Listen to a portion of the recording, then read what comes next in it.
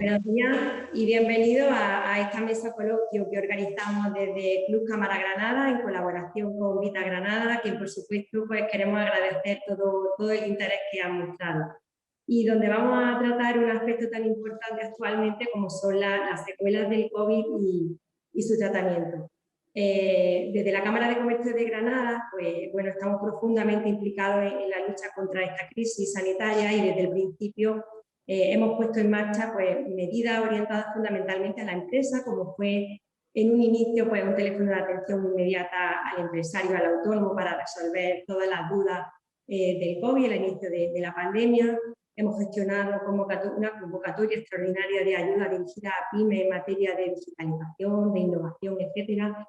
Hemos organizado numerosas jornadas informativas y bueno, y en esta línea pues consideramos que esta jornada, que ya dirigida no solo a las empresas y a sus trabajadores, sino también a la sociedad en general, pues era fundamental por la importancia del tema que hoy tratamos. Para ello contamos con la colaboración de Vita Granada. Grupo Vita es el primer grupo sanitario privado de capital 100% español y cuenta ya en España con casi 100 centros. Y en Granada, como sabréis, en el año 2016 inauguraron el Hospital Vita en la Salud, que se ha convertido en el hospital privado más innovador de la provincia y en uno de los más modernos a nivel nacional. Y bueno, hoy tenemos la suerte de contar con 4 expertos de Vita Granada que nos van a hablar sobre las secuelas del COVID y su tratamiento, cada uno desde su especialidad. Así que sin más, les presento a José Luis Salcedo Laguñón, director gerente de Vita Granada, que moderará esta mesa coloquio. Jesús Garrido García, responsable de la unidad de pediatría de Vita Granada y de Mi Pediatra Online. Emilio Fajardo Molina, director médico de Vita Granada y especialista en medicina interna. Y José Manuel Sánchez Castaño, médico especialista en medicina física y rehabilitación. Agradecer, por supuesto, vuestra participación, que me consta que sois muchos los conectados a esta mesa de coloquio. Invitaros a hacer todas vuestras consultas al finalizar el coloquio, pues bien utilizando el chat o a través de la herramienta de levantar la mano y os iremos dando paso. Así que nada más, muchísimas gracias y espero que disfrutéis de la jornada.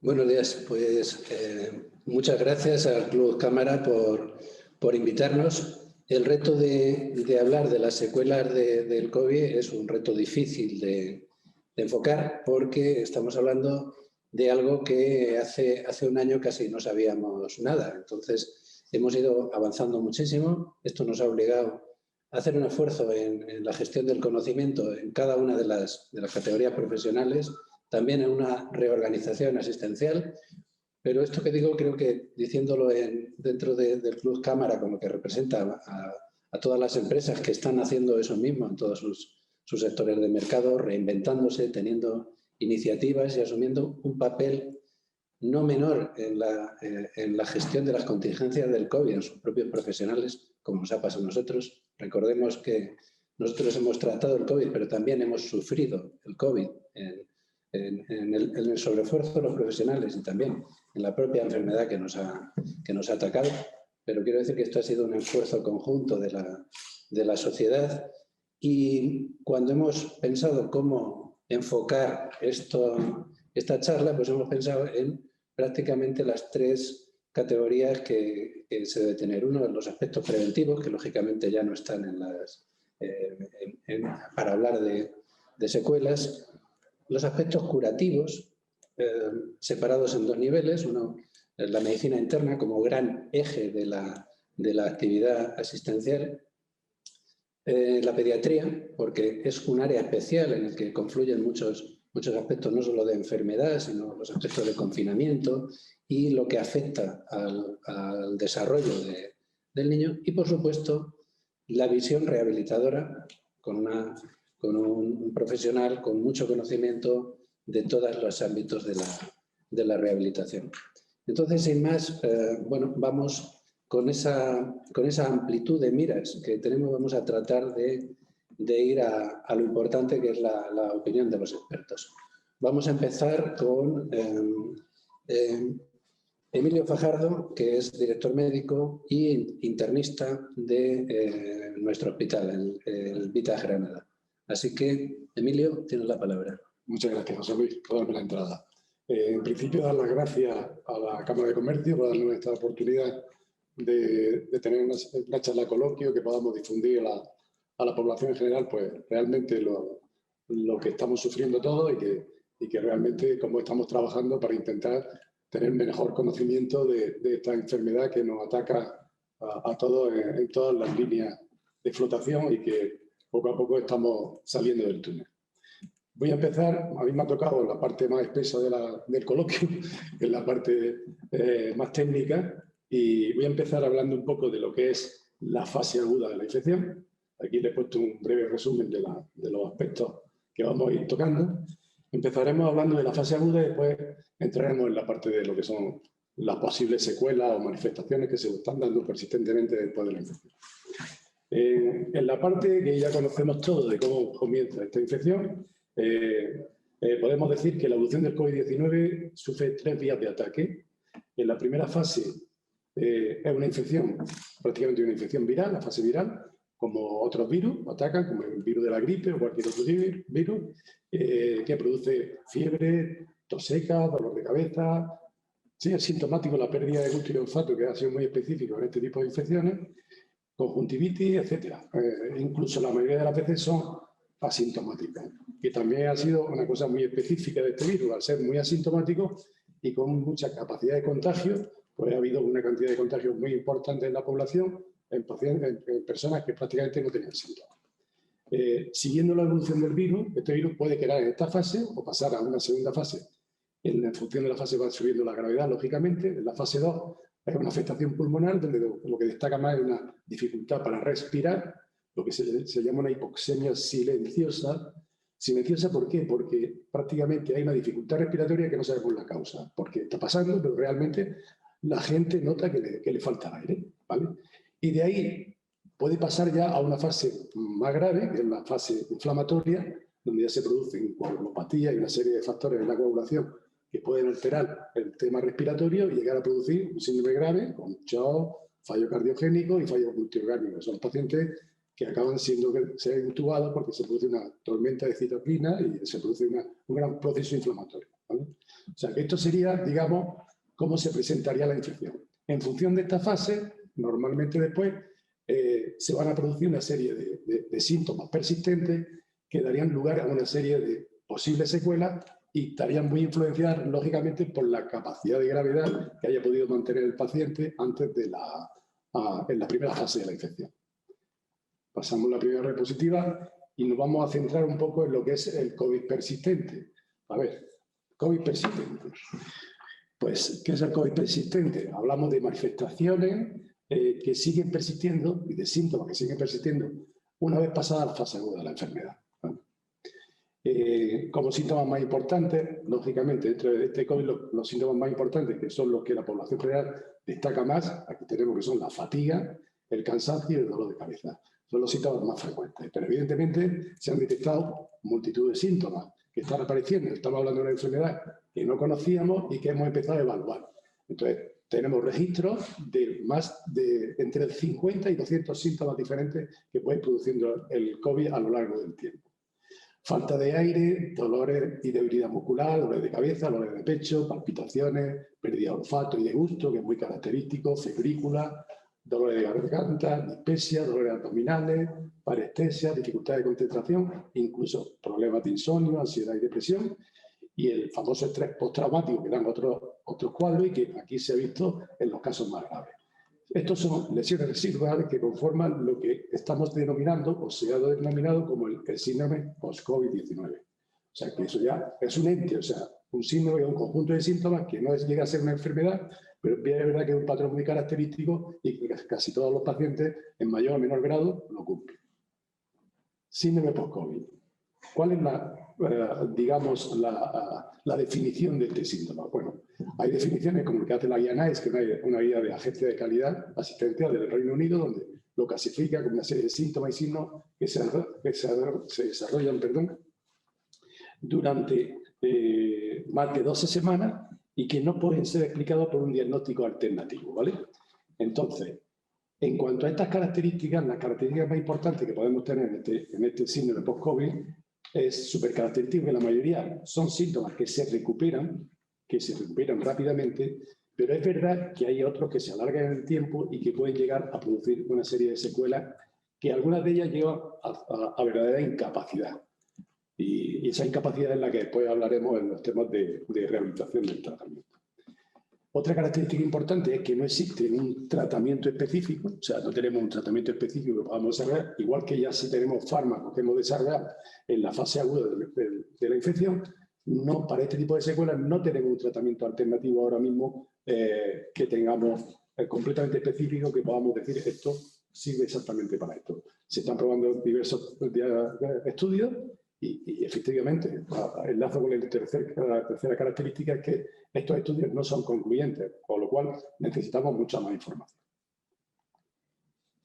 Voy a empezar a describir lo que son las secuelas por órganos y aparatos para tener un poco más desarrollado cuáles son las secuelas, digamos, más importantes que se van desarrollando a nivel de órganos. A nivel respiratorio, que son las más frecuentes, tenemos que las secuelas más importantes respiratorias que producen son la disnea y la astenia, sobre todo la astenia. La astenia se presenta en casi un 58% de los pacientes que han sido afectados por la infección por COVID.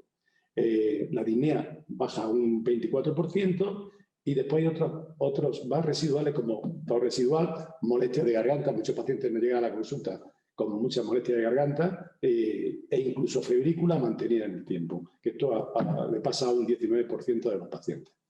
¿Cuáles son las causas de esta afección respiratoria?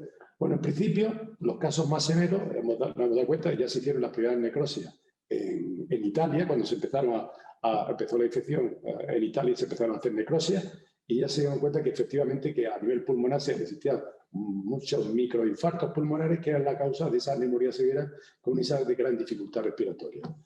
Otra de las causas frecuentes de esta disnea y de esta astenia puede estar producidas por alteraciones funcionales, tanto cardíacas como musculares, sobre todo en pacientes y adultos jóvenes. Hay muchos pacientes que han pasado el COVID y después nos refieren que a la mínima que andan, pues que no pueden andar, que se cansan y tú le haces todo tipo de estudios, plastimografía, espirometría, y no tenemos una gran causa que sea la que lo justifique, pero existe. Duración del tratamiento, duración en el tiempo, que es lo que realmente a la población le interesa saber. Estos síntomas, ¿cuánto tiempo van a estar? Realmente no tenemos un tiempo exacto de lo que duran los síntomas. Normalmente, los síntomas respiratorios remiten a los 3 meses, aunque es verdad que estamos viendo casos que llegan a los 6 e incluso en algunos casos muy puntuales, estamos viendo que ya llevamos más de un año de pandemia, algunos persiste todavía, sobre todo síntomas como el síndrome de fatiga crónica, que esto es verdad que es común a otra serie de infecciones virales, como la mononucleosis infecciosa, la infección por el hepatitis 6 y otros virus que producen este mismo tipo de cuadros. Pero es verdad que la síndrome de fatiga crónica es uno de los síntomas y los caballos de batalla que después el médico rehabilitador podrá decirnos algo al respecto que podamos tratar, ¿no? Secuelas neurológicas. En cuanto a secuelas neurológicas, las secuelas más importantes estamos hablando de que son la cefalea, el dolor muscular y la anosmia, o sea, la pérdida de olfato. ¿Por qué se produce esto? Esto se produce porque a través del sistema nervioso central se produce una penetración del virus directo sobre el nervio olfatorio y aunque no suelen producir lesiones estructurales importantes, simplemente son lesiones mínimamente inflamatorias, es verdad que puede llegar a producir algunas lesiones más importantes a nivel cerebral que han llegado a destacar incluso procesos de ictus isquémicos transitorios, que hemos visto en la urgencia, en este año hemos visto bastantes ictus isquémicos transitorios que empiezan por esta vía de entrada. Duración de los síntomas. La duración de los síntomas, la pérdida de olfato y la cefalea suelen ser de aparición muy precoz. De hecho, en las primeras fases de la enfermedad se aprecian ya estos síntomas. Como primer síntoma y suele durar más de 2 semanas, aunque hay un pequeño porcentaje que pueden durar incluso meses, pero en general la media son 2 semanas. En la fase aguda de la cefalea aparece un 44% de casos, un 44%, que es bastante alto, y las alteraciones de atención y memoria suelen ser más bajas, alrededor del 27%, e incluso un 10 o 30% de los pacientes pueden seguir con los síntomas y persistir durante meses posteriores. Secuelas cardiológicas. En cuanto a las secuelas cardiológicas del virus, pues, a ver, quería destacar una cosa. En la fase aguda hemos visto efectivamente cuando hay presencia de marcadores de daño miocárdico, no me quiero extender mucho en este tema, pero es verdad que un paciente que tiene un infarto, para que lo entiendan, ese infarto va a ser mucho más grave y de mayor entidad que lo que podría ser un paciente que no tuviera COVID. Nosotros hemos tenido una experiencia personal en este tema, es decir, uno de los médicos de nuestro servicio que estaba en el área de urgencia, estando trabajando, tuvo un infarto de miocardio, se le hizo un cateterismo urgente y efectivamente tenía unas lesiones muy severas de los 3 vasos que le produjo un fallo cardíaco muy importante. Ese fallo cardíaco lo subió a la UCI, lo tuvimos durante meses, pudimos sacarlo adelante, pero se le quedó un corazón con un fallo cardíaco importante y una gran pérdida y atrofia muscular a nivel general, que después, gracias a Dios, ha tenido éxito este caso, porque este caso al final se le ha podido poner un dispositivo ventricular. Este dispositivo ventricular es una especie de corazón artificial que le está ayudando a salir adelante y está ahora mismo en espera de trasplante, o lo que ha sido un éxito muy importante del hospital y que en colaboración con el Hospital Virgen de las Nieves pues hemos conseguido sacar adelante un compañero y estamos todos muy orgullosos de haber trabajado como hemos trabajado con este paciente que tuvo un infarto muy severo. Siguiendo con los temas cardiológicos, quería decir también que en la fase crónica se observan a veces alteraciones de presión arterial, frecuencia cardíaca, taquicardia al mínimo esfuerzo. Y como causa, la más frecuente, lo que tenemos es casi siempre no se observan unas alteraciones importantes. No sabemos si son desequilibrio hidroeléctrico o son afecciones directas por daño viral. Pero la realidad es que pueden llegar incluso a destacarse arritmias y muertes súbitas, que todavía no tenemos conocimiento exacto de cuál es la causa exacta de por qué se produce. Duración. No sabemos si estamos ante una sintomatología que aparece después de la infección o realmente una continuación del virus y de la enfermedad que sigue persistiendo. Estamos en lo mismo de lo que todavía no tenemos claro de si estamos ante una nueva enfermedad en sí o es simplemente una secuela de síntomas anteriores que se han ido persistiendo en el tiempo. 3 minutos, Emilio. Perdón. Secuela hematológica, no me quiero extender mucho. En cuanto a la secuela hematológica, pues bien es verdad que un número importante de pacientes con disnea persistente de leve a moderada está asociada al dolor torácico leve por fenómenos trombóticos en el árbol vascular. A largo plazo lo que sí estamos observando es que se produce mucha gente que ha tenido infección, trombosis venosa en las piernas, trombos distales. Y a ver, el tema de los trombos es un tema hoy día que está es muy frecuente que la gente acuda a las consultas para saber exactamente, a raíz de la vacunación con AstraZeneca, por los problemas de respuesta inmunológica que ha tenido la afección de la vacuna, que desencadenan algunos trombos con plaquetopenia, pues es verdad que son uno de los motivos que tenemos más frecuentes en las consultas, las preguntas sobre el tema de la trombosis. Pero bueno, luego si hay alguna pregunta puedo explicarlo más específicamente, ¿vale?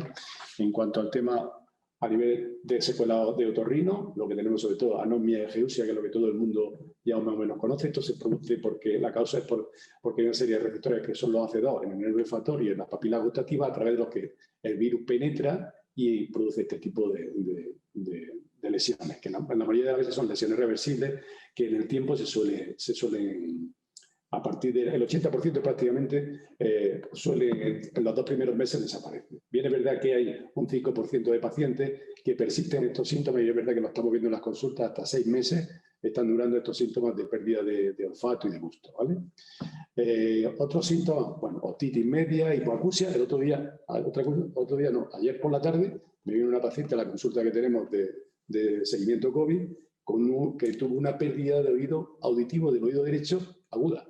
Se le han hecho todo tipo de pruebas, resonancia, le hemos hecho otoscopia, y no se sabe la causa. Parece que puede ser algo irritativo o tal, pero son síntomas que están apareciendo y muchas veces no tenemos respuesta a por qué aparece. Pero esto me pasó en la consulta de esta tarde.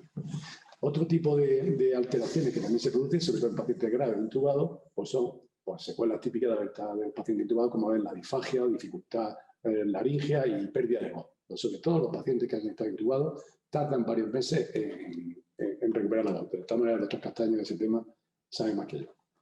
Secuelas digestivas. Las secuelas digestivas son muy importantes. Las afectaciones gastrointestinales en la fase aguda, todo el mundo, aparte de los problemas respiratorios, la diarrea, náuseas y dolores abdominales son bastante frecuentes, sobre todo en mayores de 60 años. Causas de esto, estamos en lo mismo. Los receptores AC2, igual que están a nivel del nervio olfatorio, también están en el enterocito, en el colonocito y en el hepatocito, y se producen altas concentraciones del virus en la mucosa intestinal. Esto hace que el virus aparezca en las aguas residuales y nos sirve también para estudios y para saber, y antes de que empiece a repuntar la pandemia, pues sí es verdad que hemos tenido controles de aguas residuales que hemos podido saber cómo iban los contagios. Secuelas dermatológicas, sobre todo urticarias, erupciones, varioliformes e incluso había algunos casos de lesiones necróticas y de vasculitis distales. La caída del pelo sí es bastante frecuente, es muy brusca, se produce bruscamente, pero se recupera en un par de meses. Es lo que se ha llamado el efluvio telógeno, el nombre técnico. Bueno. Y urticarias crónicas. Vemos bastante urticaria. Secuelas oftalmológicas, sobre todo lo que se llama son conjuntivitis, 1 de cada 10 pacientes afectados la tiene, y el ojo seco. Pero el ojo seco, más que por la infección, lo estamos viendo por las mascarillas. El tema de las mascarillas, por la forma de respirar y todo eso, hace que se produzcan muchos vapores y eso está produciendo irritación a nivel ocular que hace que se haga una gran cantidad de lágrimas que al final puede producir reacciones en pacientes que tienen déficit de ojo seco, lo está agravando bastante. Y sobre todo en pacientes también que han tenido alto flujo en los hospitales con mascarillas de oxígeno y reservorio. Y en cuanto a las secuelas psiquiátricas, bueno, las secuelas psiquiátricas en sí, lo que sí quería decir solamente aquí, destacar una cosa, es que se ha visto que aparece que hay un incremento de un 20% de los trastornos mentales graves. De hecho, creemos que la segunda pandemia se va a llamar la pandemia de las patologías del alma. Eso está relacionado con que hay una futura pandemia de pacientes que van a producir secuelas que están muy relacionados con el trauma de haber pasado esta infección. Las personas infectadas por COVID-19 y sobre todo los ingresados en UCI se constata un aumento importante de patologías mentales, de deterioros cognitivos y de alteraciones en la respuesta emocional. Y en lo que se ha llamado el síndrome post-COVID, que está relacionado con la apatía, la anedonia, la abulia, en general la indiferencia, la apatía que puede llegar a producir una depresión. Y se está dando muy frecuentemente. Estrés postraumático, ansiedad, depresiones, insomnio, todos los síntomas están floreciendo a diario, lo estamos viendo. Efectos colaterales. ¿Queréis incidir en esto? ¿Qué efectos colaterales? La población general está aumentando los intentos de autolesión, de suicidio en personas jóvenes y trastornos de conducta alimentaria. En familiares de primer grado de fallecidos, lo que se ha llamado el duelo complejo, es decir, la gente no se ha podido despedir de sus seres queridos. Eso está produciendo también una serie de efectos colaterales. Y en los profesionales sanitarios, como somos nosotros, hemos tenido momentos de desmoralización, momentos de estrés y de indefensión. Y solamente quería acabar diciendo que, bueno, que las patologías mentales deben de ser prioritarias para la vacunación, porque igual que los inmunodeprimidos, un paciente con una patología mental es un paciente grave y que está en una situación de déficit defensivo con respecto al resto de la población, que deben de ser vacunados lo antes posible. Y yo creo que con esto he acabado. Gracias por atenderme. Emilio, magnífica presentación que da una idea de la complejidad de la que nos... Siento haber sido un poco espeso, pero es que son muchas cosas. Es un esfuerzo de síntesis brutal a la vista de los contenidos. Bueno, pues has referido varias veces el papel de la rehabilitación, así que qué mejor que José Manuel Sánchez Castaño para que nos hable qué ha cambiado todo este tiempo tu visión sobre esta enfermedad. Bueno, yo he rectificado un poco el título y he puesto rehabilitación de la discapacidad porque el término secuela, semánticamente, en medicina legal, significa un estado funcional que es estable e irreversible, ¿no? Y entonces vamos a hablar un poco de la discapacidad. Para comenzar, aquí pongo un breve índice de la exposición y sí te doy la razón que hace 15 o 16 meses nadie podíamos imaginarnos la hecatombe sanitaria y social que íbamos a sufrir, ¿no? Y ver imágenes como la que tenemos aquí, pues ha sido terrible el proceso que hemos tenido. Y hemos tenido que ir adaptándonos a esa situación. Voy a hablar hoy inicialmente de varios conceptos, como el del concepto de rehabilitación, según la OMS. La rehabilitación es un conjunto de intervenciones diseñadas a optimizar el funcionamiento y la reducción de la discapacidad en individuos con condiciones de salud en la interacción con su entorno. Esas condiciones de salud vienen a hablar de enfermedades agudas, trastornos, lesiones o traumatismos, ¿no? Pero, ¿qué es la discapacidad? Pues traigo la definición de la OMS. La discapacidad, al final, es una limitación, una restricción, una ausencia, una deficiencia de la capacidad o de la funcionalidad para realizar actividades en la forma y dentro del margen que se consideran normales en un ser humano. En definitiva, la medicina física y la rehabilitación es una especialidad médica dedicada a reducir o a recuperar la discapacidad originada en las personas en cualquier proceso patológico, agudo o crónico. La discapacidad, todas las enfermedades, todos los trastornos o todos los traumatismos, accidentes pueden producirnos una discapacidad temporal o ya crónica, ¿no? Por ejemplo, un panadizo en un dedo de un pie pues nos puede limitar para andar, para correr, para saltar en un estado. Lo pongo de ejemplo para que veáis la discapacidad que nos puede producir una enfermedad, ¿no? Durante los grandes desastres naturales, la implicación precoz de la rehabilitación médica ha hecho que se reduzca la discapacidad, ha mejorado los resultados clínicos de esas enfermedades y ha implicado que los pacientes participen mayormente. Todo este hecatombe sanitaria pues nos ha hecho preciso que planificar las actuaciones de los servicios de rehabilitación, tanto a nivel organizativo, asistencial, de gestión, y hemos tenido que ir vadeando con los recursos que teníamos disponibles a la gran demanda asistencial que supone la alta incidencia y prevalencia de la discapacidad en los pacientes con infección de COVID. Al final, los objetivos finales de la rehabilitación son mejorar la calidad de vida de los pacientes, su capacidad, mejorar la calidad de vida de las familias, facilitar mayormente la participación en la vida social y ayudar a las personas con discapacidad a alcanzar una vida satisfactoria y con la máxima independencia. ¿Dónde puede actuar la rehabilitación? Pues la rehabilitación puede actuar desde la fase aguda, la fase subaguda y en la fase crónica. En la fase aguda veremos como desde su estancia en la UCI o en el encamamiento, como nos ha comentado el doctor Fajardo, pues nos vamos a encontrar con estos procesos que podemos actuar en la rehabilitación. Una pérdida de masa muscular, una debilidad muscular severa, la fatiga, el cansancio, la fatiga respiratoria, las rigideces articulares por los largos encamamientos, la disfagia, es decir, los problemas deglutorios, no solamente porque hayan estado intubados, sino porque haya tenido un proceso neurológico central, los problemas neuropsicológicos que ello deriva de verse con estas grandes discapacidades, la polineuropatía del enfermo crítico, que en un altísimo porcentaje de los enfermos que están ingresados en la UCI en más de una semana presentan, que es una afectación del sistema nervioso periférico con unas limitaciones tanto funcionales bastante destacadas. La afectación neurológica por el propio virus, como ha comentado el doctor Fajardo. Hemos visto accidentes cerebrovasculares porque el virus produce una afectación vascular, trombosis y tal. Los consabidos problemas respiratorios, que son los más destacados o los que conocemos todos. Y luego, pues, todo ello conlleva problemas de funcionamiento e independencia relacionados con la movilidad.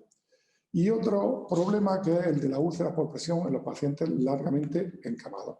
¿Cómo podemos actuar al final? ¿Cómo actuamos en la rehabilitación? Pues haciendo un tratamiento precoz para prevenir y reducir la discapacidad, preservar en la medida de lo posible la mayor función y sobre todo los procesos musculoesqueléticos, mantener esa musculatura, mantener esos rangos de movilidad articular que se producen en ese encamamiento o incluso en esa inmovilización que tenemos en las infecciones que llamamos leves moderadas, ¿no? Es decir, que cualquiera que pase un COVID en su casa, pues también está 14 o 15 días pues, con unas limitaciones funcionales o de entrenamiento que hay un desacondicionamiento físico importante.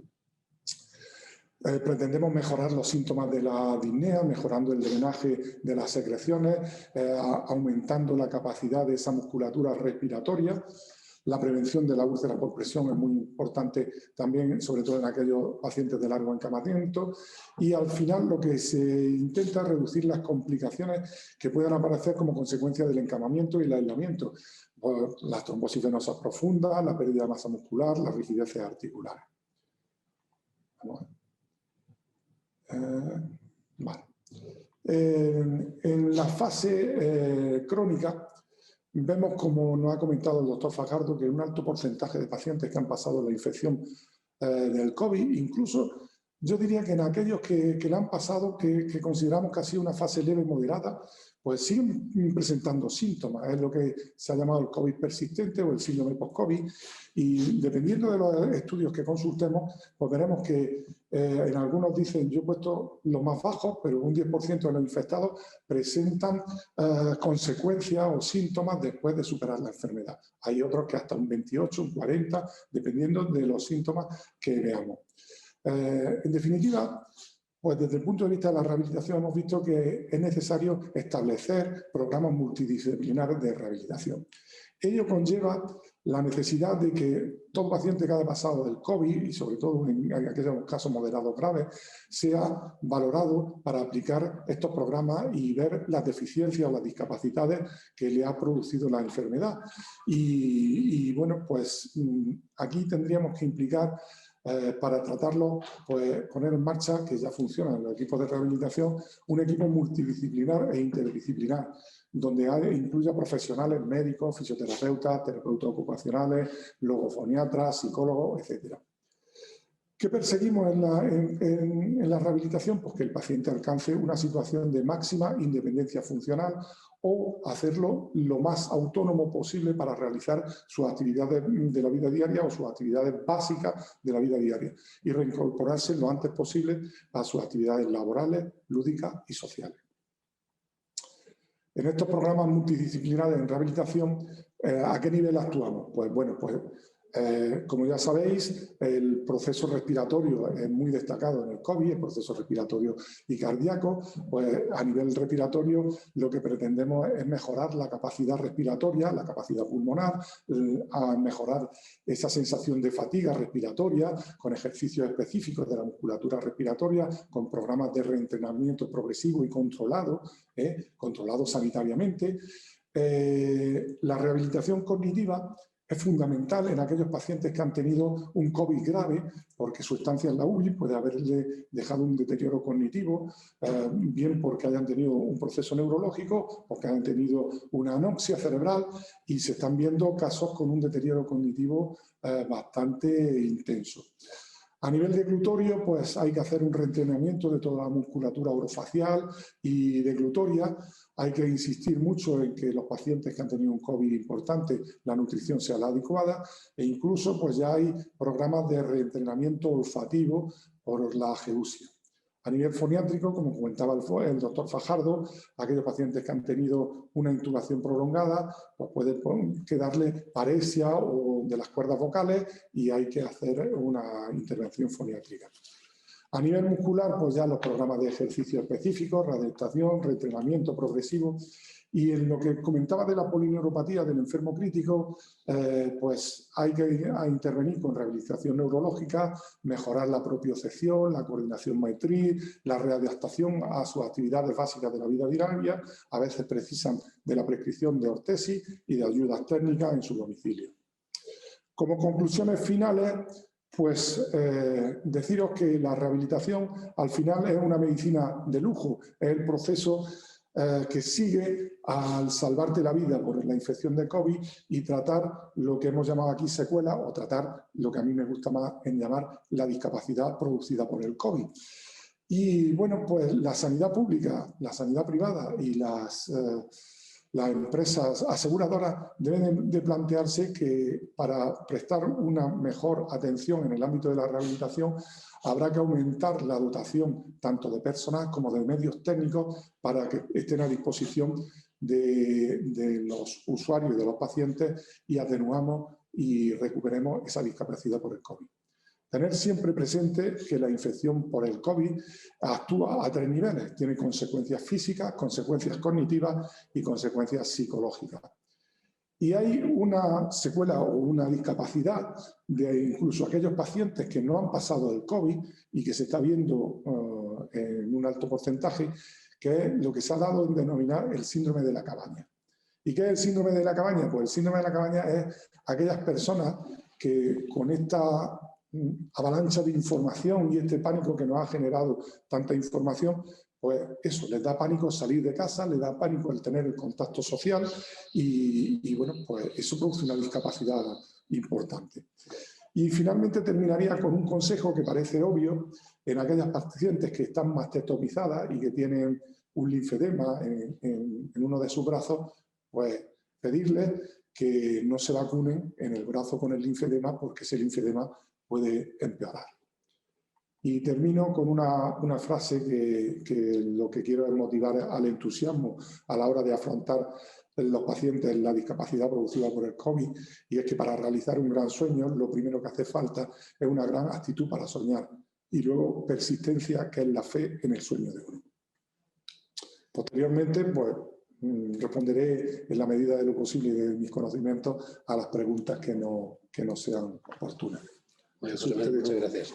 Bueno, pues ahora sí hemos visto un panorama bastante complejo, por cierto, como corresponde a todas las infecciones sistémicas y más por un virus como este. La pregunta es, ¿y todo esto en personas en crecimiento y con un desarrollo que no tienen experiencia biológica, qué es lo que pasa? ¿Y quién mejor que el doctor Jesús Garrido, responsable del área de pediatría del Hospital Vitas Granada, pues que nos diga qué ha cambiado? Pues evidentemente, si nos ponemos a pensar en toda la situación actual que tenemos de pandemia, el único punto que podríamos decir que ha sido ciertamente afortunado es que no ha afectado de forma grave a los niños, por lo menos no de forma masiva. Evidentemente hay casos puntuales en los cuales se han producido complicaciones, incluso la muerte, pero los pediatras, digamos que hemos vivido esto de una forma muy diferente a como lo han vivido los médicos que tratan a adultos. Cuando nos planteamos este tema en la afectación a los niños, desde luego está por una parte todo lo que se ha comentado en cuanto a la afectación directa de la enfermedad, que en los niños se presenta, y se presentan también casos muy similares a los de los adultos, pero es verdad que muy poca incidencia, lo hay, pero muy poco. Pero sin embargo, la vida ha cambiado. Tenemos que reconocer que ha habido un cambio tan radical que lo que nuestros hijos van a experimentar en los próximos años no tiene absolutamente nada que ver con lo que fue nuestra experiencia de infancia, por ejemplo, con lo que ha sido la forma de crecimiento y de desarrollo de los niños durante toda la historia de la humanidad. Y los niños son, aunque sean menos sensibles a la patología de la que estamos hablando, sin embargo son mucho más sensibles y van a trascender mucho más a largo plazo todo lo que significa una modificación de las condiciones de vida de sus primeros años de vida. Porque estos niños ahora mismo están realizando una programación de todo lo que va a significar cómo me preparo yo para adaptarme a lo que va a ser el resto de la existencia en este planeta. Y estas condiciones han cambiado mucho y por tanto los niños van a tener trascendencia a largo plazo. Como decimos, la afortunada casualidad de este tema es que en los niños tenemos muy pocas secuelas directas, pero algunas hay. Y cuando trascienden a los medios somos especialmente sensibles y cuando se han difundido por redes sociales ha generado en los padres también bastante sensación de desasosiego, de pánico, de miedo, y lo hemos visto los pediatras en la atención del día a día. Estos casos, pues lo mismo que se presentan en adultos, como decimos, se pueden presentar en niños, pero realmente la realidad, el día a día, es que vemos muy pocos de estos casos. Sin embargo, está lo que hemos dado en llamar la nueva normalidad, esta forma de vida que están viviendo nuestros hijos, por ejemplo, niños de 1 año, de 2 años, prácticamente lo que conocen es la situación actual de pandemia. Y esto ha cambiado radicalmente lo que es su experiencia vital. Y está teniendo influencia en una serie de cuestiones en las cuales, desde luego, los cambios económicos, la situación de muchas familias que están teniendo esos problemas, influye claramente en qué ambiente se están desarrollando los niños. Y cuando hablamos ya de problemas de salud, hay 3 concretos que yo he querido destacar en esta charla porque es lo que estamos viendo y lo que creo que en el futuro va a marcar muchísimo y vamos a tener que tratar los pediatras y vamos a tener que estar preparados para afrontarlo. Son el problema de la obesidad, problemas inmunitarios y problemas en el desarrollo. Cuando hablamos de la obesidad sabemos todos que es el principal problema nutricional que nos encontramos hoy en día.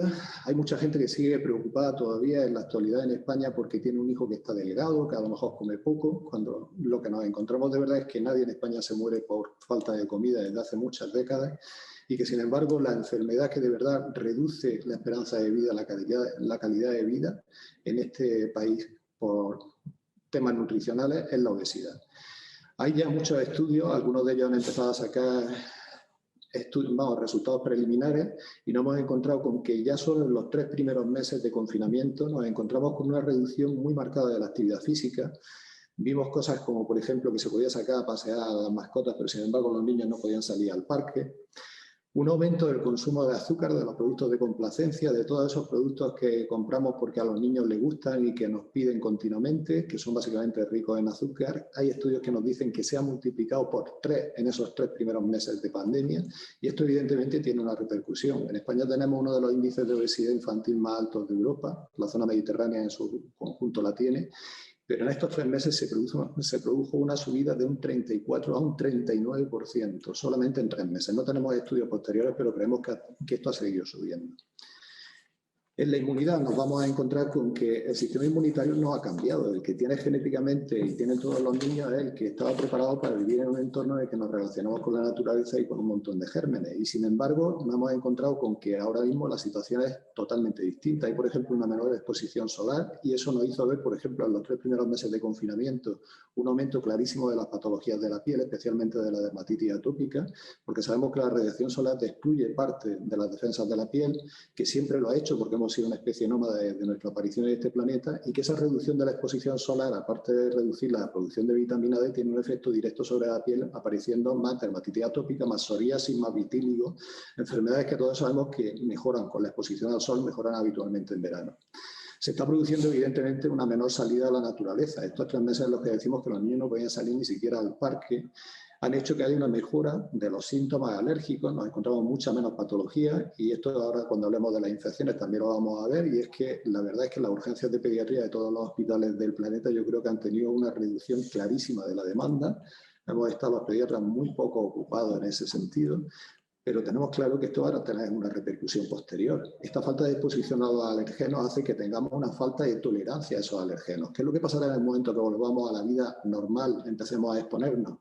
Nos esperamos que va a haber un aumento bastante significativo de las patologías alérgicas. Y pasa un poco igual con el tema de las infecciones. Los niños están preparados para atender a una actualización del sistema defensivo en los primeros meses. En cuanto pierden las defensas de su madre, empiezan a tener contacto con todos los gérmenes que hay a su alrededor y especialmente cuando empieza la escolarización, tenemos los 2-3 primeros años en los cuales lo normal es que tengan una avalancha de infecciones. Esto que a los padres les agobia mucho, sin embargo, es algo que tiene que pasar, que necesitan hacer porque es la forma en la cual se van relacionando con el entorno y acaban teniendo una inmunización contra la mayoría de los gérmenes que va a haber en su entorno el resto de la vida. El hecho de que haya habido ahora mucho menos contacto, de hecho nos encontramos con que este año prácticamente no ha habido bronquiolitis, una de las causas más frecuentes de ingresos hospitalarios, gastroenteritis graves con ingresos hospitalarios también ha habido muy pocas. Pero ¿qué va a pasar con ese sistema inmunológico que no ha hecho el trabajo que tenía que hacer durante esos primeros años de vida? ¿Qué pasará en el momento que empecemos a exponernos otra vez a esas infecciones? ¿Cómo responderá ese sistema inmunológico? Nos esperamos que pueda haber un aumento de la respuesta, apareciendo problemas de hiperreactividad bronquial, de un exceso de crecimiento de la adenoides, de cosas por el estilo que vemos en los niños, pero que es posible que se vaya a disparar. Y luego nos encontramos también el desarrollo neurológico, que evidentemente los niños tienen que desarrollar un cerebro que viene preparado para interaccionar con el entorno y que siempre se ha hecho en un entorno más o menos parecido y ahora nos encontramos con un confinamiento, nos encerramos mucho. Hay mucha gente que, por ejemplo, no ha hecho escolarización de su hijo en los primeros años en los cuales no es obligatoria la escolarización por miedo al contagio. Y esto se está viendo ya en las consultas como un aumento clarísimo de retraso en el lenguaje, escasas habilidades sociales, el miedo a la interacción. Por ejemplo, son muchos más los niños que nada más entran por la puerta de la consulta se ponen a llorar porque extrañan mucho más, no tienen la relación con desconocidos. Y en los niños mayores vemos que hay un claro aumento del sedentarismo, hay menos relación con las personas de forma directa y entonces eso aumenta un aislamiento social que con el tema de las redes sociales y con el tema del entretenimiento digital está produciendo un aumento clarísimo de las adicciones digitales en adolescentes. Nos vamos a encontrar con muchos casos, como decía, el síndrome de la cabaña, que es la agorafobia. Nos encontramos con muchos niños que ya no se ven seguros cuando salen del entorno cerrado en el que están siempre protegidos y todo esto está claro que va a tener una repercusión. Ahora mismo, en la pediatría, en el último año, hemos visto una clara bajada de la demanda. pero yo creo que vamos a tener una segunda ola, auténtica segunda ola en la pediatría, que va a ser cuando esto pase y nos encontremos con las consecuencias en el desarrollo de los niños que por el aislamiento, la burbuja en la cual se han criado, va a tener en todos estos aspectos que hemos dicho. Los pediatras vamos a tener que hacer un esfuerzo y evidentemente hay especialidades en cada una de estas patologías, pero los pediatras generales vamos a tener que hacer un esfuerzo para estar cualificados para afrontar algo que va a ser una auténtica avalancha. Yo creo que desde el punto de vista nutricional vamos a tener que estar muy puestos al día desde el punto de vista inmunitario, desde el punto de vista de desarrollo, y vamos a necesitar evidentemente la ayuda de profesionales especializados, nutricionistas, psicólogos, que nos van a tener que ayudar a que todo esto lo superemos de verdad y que nuestros hijos en el futuro no tengan una discapacidad, una incapacidad para adaptarse al mundo real en el que no han estado estos primeros años de vida. Por lo tanto, no tenemos, afortunadamente, la patología que estamos viendo en los adultos. Algunos casos hay, pero muy poquitos. Pero, sin embargo, le hemos cambiado la vida de nuestros hijos y tendremos que volver a que tengan la capacidad de adaptarse a un mundo real que no es en el que se están criando en este momento. Muy bien, Jesús, muchísimas gracias. Bueno, además no solamente han sido unas presentaciones magníficas y expresivas del problema sanitario y social que tenemos, sino que además hemos cumplido el tiempo rigurosamente. O sea, esto es casi una cuestión de milagro. Así que no sé si a todas las personas que nos están siguiendo por redes sociales, a las que por supuesto les agradecemos que nos estén escuchando y a los que esperamos haberles aportado no solo conocimiento, sino que lo hayamos hecho de forma agradable, pues nos hagan las preguntas, las consideraciones o las opiniones que quieran.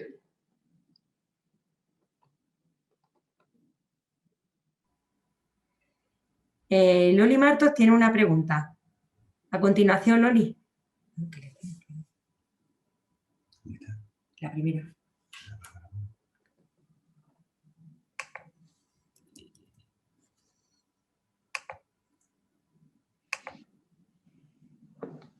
Te escuchamos, Loli. ¿Me escuchan? Sí, perfectamente. Hola, buenas tardes. Que estaba diciendo que yo pasé el COVID en enero y a mí de secuela a los 20 días me dio una diabetes, la cual, bueno, pues intento todavía controlar con medicación, aparte de 3 dioptrías menos de vista de cerca y, bueno, los típicos síntomas de falta de aire que todavía los tengo, el cansancio y tal. Pero quería saber si tienen conocimiento de que esta diabetes o la pérdida de vista le haya dado más gente, es más generalizado, ha sido solo a mí o no sé, es que estoy como un poco perdida. Gracias. Buenas tardes, Loli. Te contesto. A ver, lo que hemos visto es que determinadas enfermedades que son prevalentes, o sea, son enfermedades que incluyen... No sé si en tu familia hay pacientes con diabetes. No, nadie. No hay nadie, vale. No. Bien es verdad que hay pacientes que tienen enfermedades con predisposición genética, que el virus ha desencadenado el que se pueda producir esa predisposición que uno tiene a la diabetes, ¿vale? Eso por un lado. Por otra causa importante por lo que se produce estos casos es porque la propia infección por el virus, de hecho, muchas de las pancreatitis víricas que se dan como causa de la diabetes tipo 1, ¿no?, se producen por infecciones víricas que actúan sobre la célula beta del páncreas. Quiere decir que posiblemente, si en tu caso no hay una predisposición genética, sí posiblemente haya tenido algún tipo de afectación sobre esas células beta del páncreas que se han afectado por el virus, por una infección viral. A ver, eso en principio puede ser una cosa transitoria, ¿vale? Producto, que es una de las cosas que estamos estudiando y se están haciendo estudios recopilando toda esa información que nos estáis transmitiendo los pacientes, porque es verdad que no sabemos si eso va a ser persistente o realmente va a ser un desencadenante de una diabetes o simplemente una diabetes transitoria producto de la inflamación vírica. Eso habrá que esperar en el tiempo. No sé si estás con antidiabéticos orales o estás con insulina, si me lo dices. En principio estoy con Sinjardin y, bueno, tengo insulina rápida porque hay momentos en los que, bueno, días sueltos en los que de buena primera, sin causa justificada, porque estoy cuidando la alimentación, pues me da un subidón y entonces sí que me tengo que poner insulina rápida. pero Sí, no todos los días. A lo mejor me tiro un mes sin pincharme o ya depende de... depende. Me tengo que tomar tres test todos los días, uno antes de cada comida. Vale. En fin, que O sea estoy un poquito complicada todavía, pero que no saben si se va a quedar conmigo o no. Hoy, en principio parece que tiene reserva insulínica, pero habrá que esperar un poco de tiempo a ver si se recupera o no. No parece que sea una diabetes ya completamente que te hayas quedado sin reserva insulínica y que sea insulino dependiente con el tiempo. O sea que habrá que esperar un poco en el tiempo porque posiblemente te puedas recuperar. Vale, Y en muchísimas cuanto gracias. a lo que me estás diciendo del aumento de dioptría, bueno, es que eso es polifactorial, o sea, porque puede aumentar las dioptrías, tiene muchas connotaciones, pero es verdad que en el contexto de cualquier tipo de infección, ¿has precisado ingreso hospitalario? Bueno, tuve día y medio en la UCI, pero fue por el azúcar, porque entré con 575 de azúcar. ¿Pero has estado con mascarilla de alto flujo? No, solamente sí me pusieron oxígeno porque la gasometría me salió, o sea, cuando me pusieron el pulso y me salía una saturación normal, pero sin embargo la gasometría daba menos y tuve oxígeno, pero nada más. Sí, Estuve día y medio nada más. Bueno, entonces las alteraciones visuales no están producidas por toxicidad al oxígeno, pero sí, bien es verdad que, bueno, que alteraciones y aumentar dioptrías pueden ser muchas las causas que lo produzcan. Sí, O sea, fueron 3 dioptrías en 15 días, ¿eh? sí, son muchas dioptrías, la realidad es que son muchas dioptrías. El oftalmólogo tendrá que hacerte las pruebas oportunas para considerar si hay alguna otra causa que pudiera desencadenar que haya tenido ese aumento de dioptría. O sea, No, me la han hecho y además en Vitas, que por eso y un nombre y estupendo, me hicieron todas las pruebas y tengo los la ojos estupendamente. campimetría normal, la optometría, todo es normal. Todo. Me hicieron radiografía de retina, me hizo fondo de ojo, todo. Y todo estaba Te puedo normal, poner el estaba todo ejemplo bien dentro de la normalidad. Te puedo poner un ejemplo que tuve ayer mismo, que es lo que acabo de comentar antes, que una de mis pacientes, una sordera se quedó con hipoacusia, con sordera de un oído, del oído derecho, de forma brusca. Lleva así ya unos cuantos meses, hemos hecho todo tipo de pruebas y realmente todavía no sabemos la causa. O sea que estamos recopilando información. Realmente estamos ante una infección que tiene un poco más de un año de antigüedad, ¿no? Esto surgió a final del 19, pero realmente en España llegó a partir de febrero y marzo del 20. Pero realmente sabemos todavía poco del virus. Realmente todas estas cosas nos ayudarán en un futuro saber lo que tenemos. De hecho, fíjate si no sabemos si lo que tú tienes ahora mismo son unas secuelas del virus o realmente es una enfermedad en sí misma. O sea que ahí todavía no nos hemos puesto de acuerdo en estos temas porque todavía nos falta mucha información. Pero todas estas cosas nos ayudarán en un futuro a poder tener un conocimiento más estricto del problema, ¿no? Es Pero que me siento un bicho raro. ¿Cómo dices? Me siento como un bicho raro porque que no conozco a nadie que le haya pasado esto y me siento fatal. O sea, está afectándome a mi vida diaria total. Bueno, de todas maneras hay más casos como el tuyo, no es un caso único, ya te digo que hay ya bastante literatura sobre estos temas y realmente, bueno, pues estaremos en cuanto tengamos, hay muchísima información que está saliendo constantemente y muchos estudios y yo creo que en poco tiempo tendremos mejor conocimiento para poder prestar mejor atención a nuestros pacientes, pero todavía estamos en esa fase de conocimiento. Muchísimas gracias. A ti.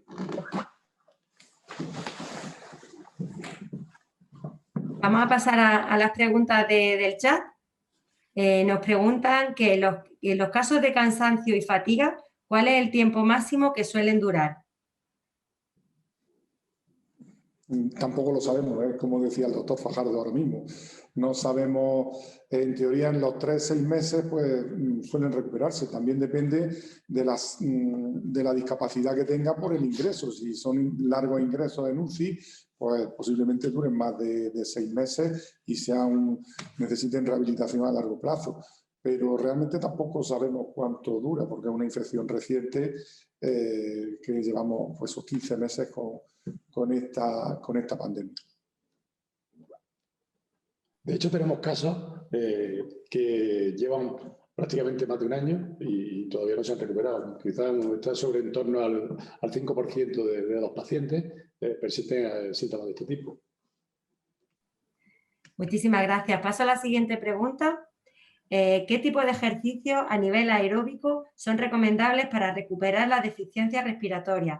Y por otra parte, ¿sería recomendable algún tipo de suplementación alimentaria para mejorar las secuelas del COVID? Sin lugar a dudas. Lo de la alimentación, tengan en cuenta que en la inmovilización y el largo encamamiento, al final se fagocita la musculatura, ¿no? Es decir, hay una pérdida de musculatura, una pérdida de proteína, y la nutrición es importante en ese caso, ¿no? Es decir, hay complementos hiperproteicos o dietas un poquito más abundante en proteínas en esos pacientes en los que, bueno, pues ha tenido esa pérdida tan grande de musculatura. Y luego el reentrenamiento, dependiendo, no podemos dar consejos generales, porque dependiendo de la afectación respiratoria que tenga uno, pues se tienen que hacer reentrenamientos personalizados, supervisados y vigilados, ¿no?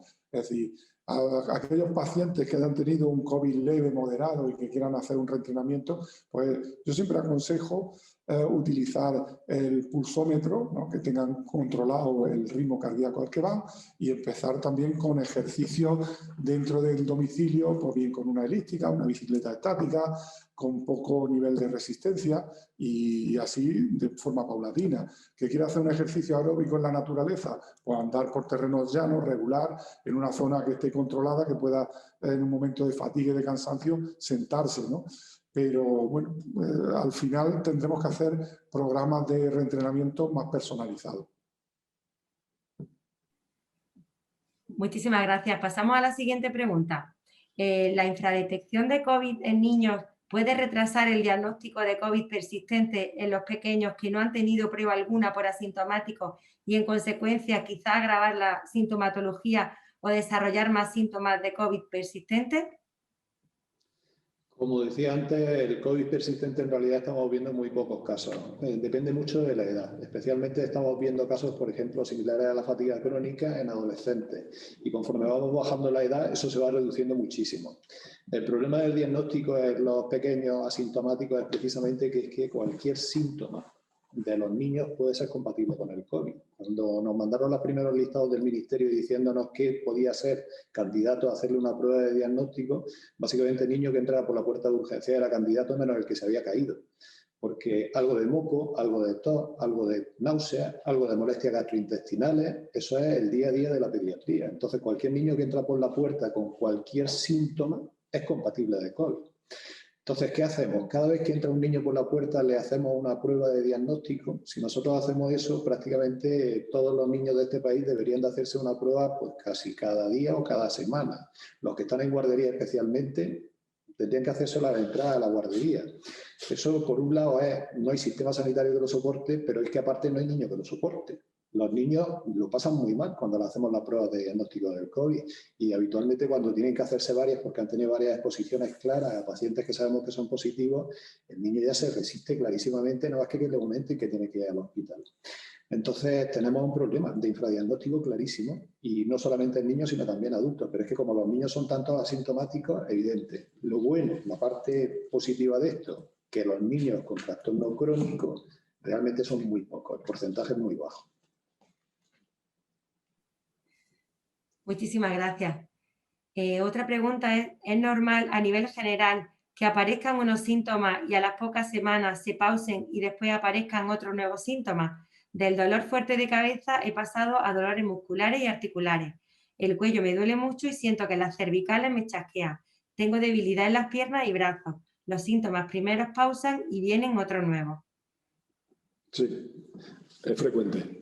De hecho, como he dicho antes, se han descrito más de 200 síntomas diferentes. ¿Y cuándo aparecen esos síntomas? No sabemos cuándo aparecen. O sea, hay algunos que son muy persistentes, o sea, los más frecuentes, pero hay otros síntomas que aparecen, por ejemplo, la sintomatología dermatológica. Es frecuente que al tipo de pasar el COVID aparezcan, por ejemplo, problemas de vasculitis distales, livido reticularis o cuadros de urticaria crónica.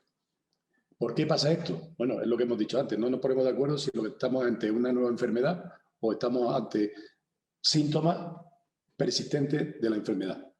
O sea, ahí está la diferencia.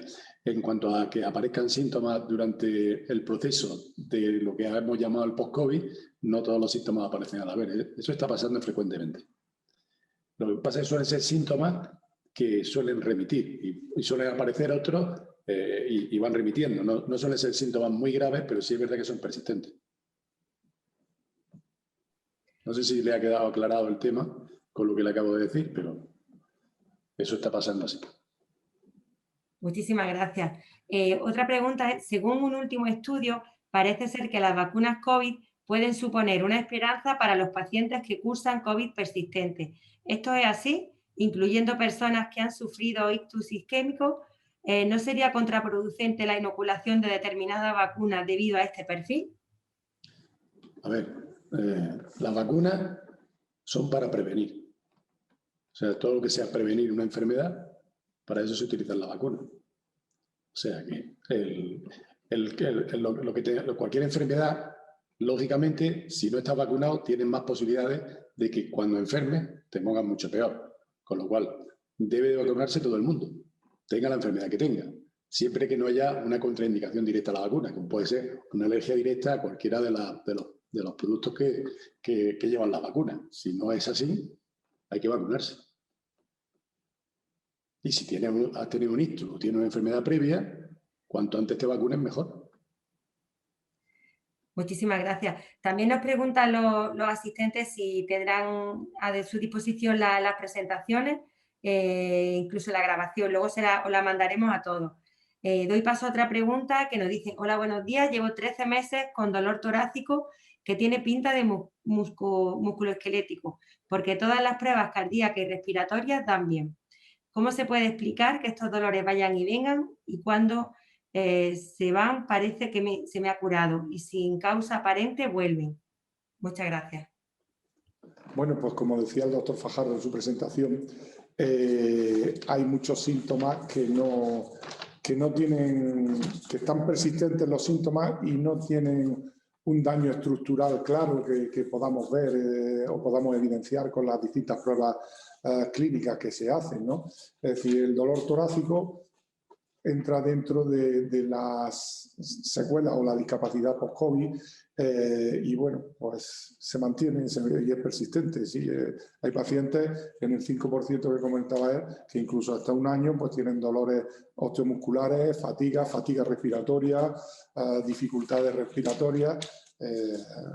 Y bueno, pues en ello estamos y lo que siempre se recomienda desde el punto de vista de la rehabilitación es el ejercicio, pues con esa musculatura respiratoria, aprender una serie de ejercicios respiratorios y yo siempre insisto y digo que el ejercicio tiene que ser como la higiene dental.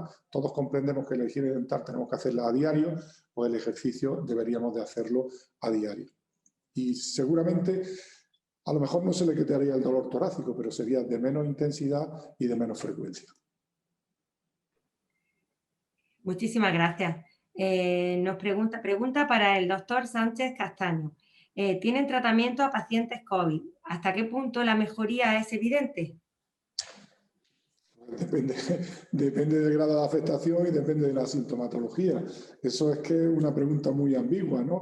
Porque claro, si ha tenido un COVID leve moderado y tiene un síntoma concreto y responde bien, pues la mejoría es espectacular y no quedan discapacidades. Pero si ha sido un paciente que ha estado en la UCI, se ha tirado 3 meses en la UCI, con la polineuropatía de enfermo crítico, con las infecciones, con las sobreinfecciones que se cogen en la UCI, con algunos problemas neurológicos centrales, con una úlcera por presión, con rigideces articulares, pues lógicamente la perspectiva de discapacidad, de presentar una discapacidad importante, es mayor en este tipo de pacientes y la recuperación pues seguramente no será al íntegro. Para ello lo que hacemos en rehabilitación es la readaptación con la discapacidad que tiene el paciente para hacerlo lo más independiente posible a él y que tenga la mayor calidad de vida, bien sea con ayudas técnicas, con ortesis y con otras muchas cosas que tenemos en rehabilitación.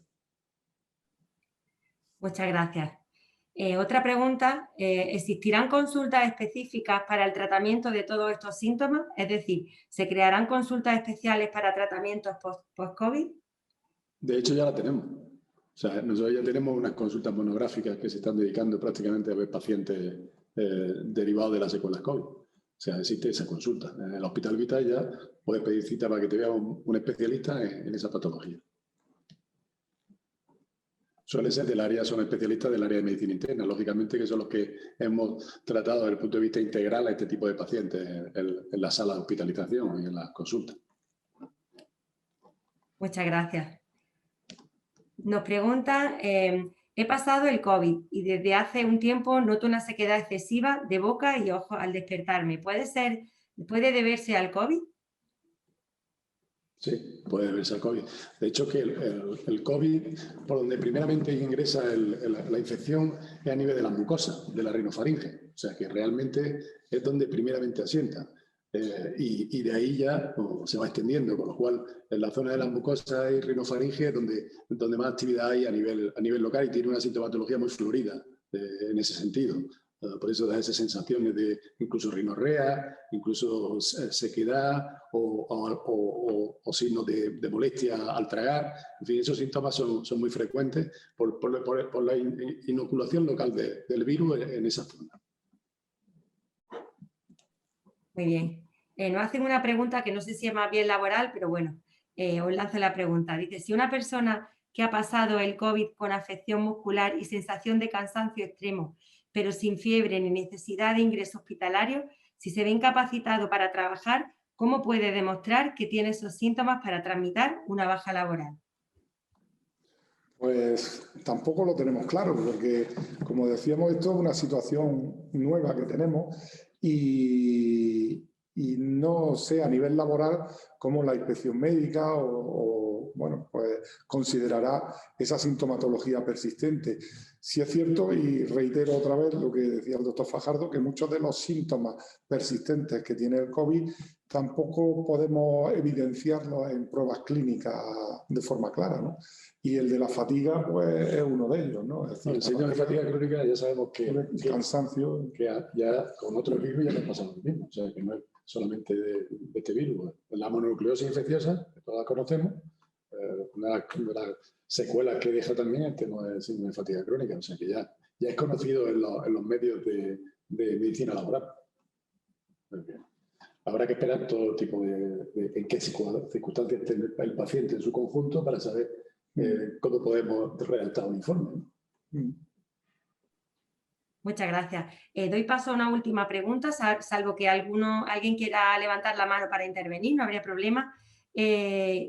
Nos pregunta, buenas tardes, ¿hay tratamiento para el síndrome con fatiga post-COVID? Aunque habéis respondido ya a esta pregunta, ¿tiene solución? ¿Cuánto tiempo puede durar? ¿Y qué pruebas médicas deberían hacerme después de haber pasado el coronavirus?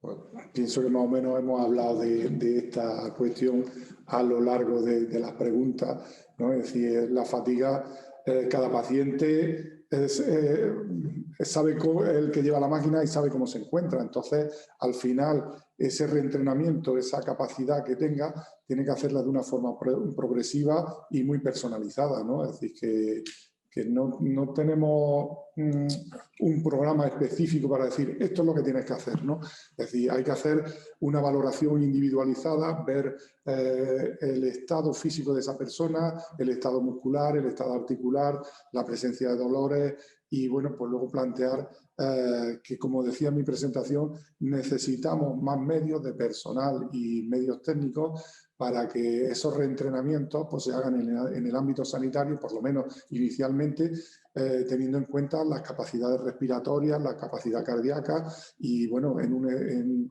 hacer un reentrenamiento seguro, ¿no? Es decir, que no vaya a haber un problema. Es lo que se tiene que plantear y por donde va el planteamiento de las unidades multi e interdisciplinares de COVID que están apareciendo ya en numerosos hospitales en España.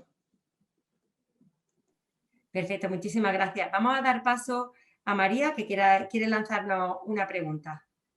María, te escuchamos. Hola, buenos días. ¿Me escuchan bien, verdad? Sí, perfectamente. ¿Qué tal? Buenos días. Bueno, primero agradecerle a los participantes su intervención, sobre todo en materia de COVID persistente. Yo pertenezco al colectivo de afectados de COVID persistente. Estábamos bastante interesados en esta ponencia, sobre todo a efectos de dar visibilidad a esos pacientes que, como nos ha dicho antes también alguna que ha intervenido, se sienten un poco perdidos porque no saben si sus síntomas son o no son normales, ¿no? Después de haber pasado esa enfermedad. Yo quería preguntarles sobre la estructura que tiene la unidad de post-COVID o de COVID persistente, no sé cómo le han llamado en su hospital, y quiénes son las personas que, bueno, los especialistas que forman parte de esa unidad, pues porque como hemos visto, pues parece necesario que sea multidisciplinar. Y otra pregunta que ya aprovecho y lanzo la segunda también, y por si me la pueden contestar, tenemos muchos afectados que forman parte del colectivo que son de la primera ola y que no tuvieron acceso a prueba PCR. Por desgracia, tampoco desarrollaron inmunidad de anticuerpos y, por tanto, les resulta muy difícil tener el diagnóstico de COVID persistente porque no pueden demostrar que pasaron el COVID en fase aguda. ¿En su hospital están trabajando con algún tipo de prueba de inmunidad celular que permita a estos pacientes pues, tener ese positivo en COVID que después permite el acceso a rehabilitación, el acceso a pruebas, en fin, el acceso a la sanidad? Y ninguna pregunta más, gracias. Bueno, María, vamos a ver. En principio te explico un poco. Vamos a ver. La unidad es nuestra de cómo se estructuran las consultas de pacientes con infección post-COVID, o como hemos denominado el síndrome post-COVID. Realmente lo vehiculizamos a través de la consulta de medicina interna. Medicina interna, al ser una especialidad multidisciplinar e integral, es el que hace la valoración de los pacientes. En función de esa valoración, con lo cual se hace una consulta interdisciplinares con el resto de especialidades que pueden estar relacionadas con las dolencias que ese paciente tenga en ese momento y en las circunstancias que está. Es decir, que la unidad es multidisciplinar, pero siempre debe haber un coordinador de esa área, que es el que tiene que dirigir a los pacientes en función de sus síntomas y de sus manifestaciones para poder llegar a un diagnóstico y una evaluación de las circunstancias en las que está ese paciente en ese momento. Eso en cuanto a lo que es la consulta COVID. Entonces, de ahí colaboradores, pues el doctor Sánchez Castaño colabora conmigo cuando tenemos pacientes que han pasado, por ejemplo, uno que tiene un paciente que han pasado por la UCI, que han estado intubados, que han tenido unos déficits articulares, de movilidad muscular, de polineuropatía y que necesitan unas prestaciones más importantes, pues evidentemente necesitan un plus de rehabilitación mucho más importante. Pacientes que han tenido síntomas mucho más leves realmente necesitan otro tipo de actuaciones sobre ellos. Pacientes con grandes dificultades respiratorias, pues hay diversos estudios, algunos hay que hacerle test de perfusión pulmonar, otros hay que hacerle plextimografía, otros hay que hacerle pruebas de función respiratoria, en fin, hay que actuar en su conjunto. Especialistas, todos los que sean necesarios. Cardiología, neumología, otorrino, oftalmología, todos los especialistas. Lo que hace falta es una coordinación, porque los pacientes COVID hay muchas secuelas que son muy persistentes y otras que son menos persistentes. Habrá que actuar sobre lo que realmente puede llegar a producir secuelas en este tipo de pacientes. Y es donde hay que actuar, porque lo que hay que evitar es la secuela. Lo que hay que intentar es actuar antes de que se produzca la secuela para que el paciente, pues lógicamente, se recupere completamente de la sintomatología. Eso en cuanto a lo que te quería decir de ese tema. En cuanto a lo que tú has dicho de la primera fase de la pandemia, en fin, yo la he sufrido en primera línea, o sea que efectivamente había una aluvión de pacientes y todavía no teníamos los medios de diagnóstico suficientes ni con la rapidez suficiente para poder darle respuesta a todos los pacientes que me entraban por las puertas. Y evidentemente muchos han quedado subclínicos y de esos subclínicos muchos realmente no han redesarrollado una inmunidad. Hacer estudios de inmunidad, como tú me estás diciendo, requiere una serie de inversiones y recursos de la que realmente estamos en una situación todavía que no tenemos los suficientes recursos para poder llegar a todo lo que deberíamos de llegar. Pero como en una situación ideal sería lo recomendable, como tú estás diciendo. Y espero que podamos conseguirlo entre todos, con la ayuda de las administraciones públicas y las administraciones y la sanidad privada, que también colabora muchísimo y está colaborando muchísimo en este tipo de cuestiones para intentar mejorar la salud de nuestros pacientes. No sé si te ha quedado clara la pregunta, si quieres que te añada algo más. Nada, me ha quedado muy claro y nuevamente volver a agradecerles la visibilización de esta enfermedad. Pues nada, gracias a ti.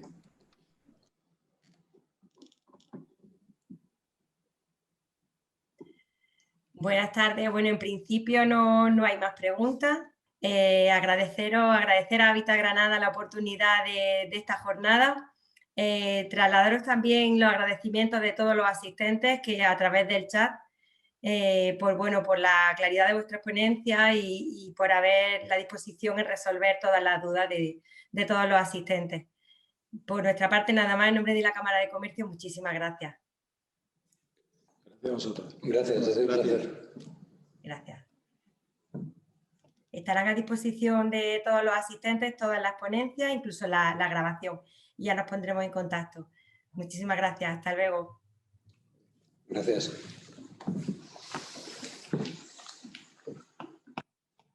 Club Cámara Granada, un equipo de profesionales al servicio de tu empresa. Únete al Club Cámara, las empresas líderes de Granada.